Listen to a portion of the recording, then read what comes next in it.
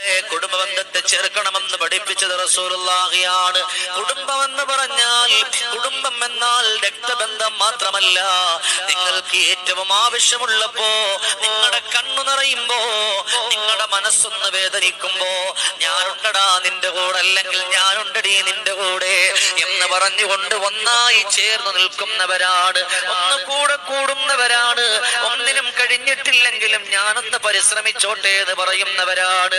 നിന്റെ വിഷമങ്ങളും നിന്റെ ആപലാദികളും കണ്ടുകൊണ്ട് നിന്നെ സഹായിക്കുന്നവരാണ്.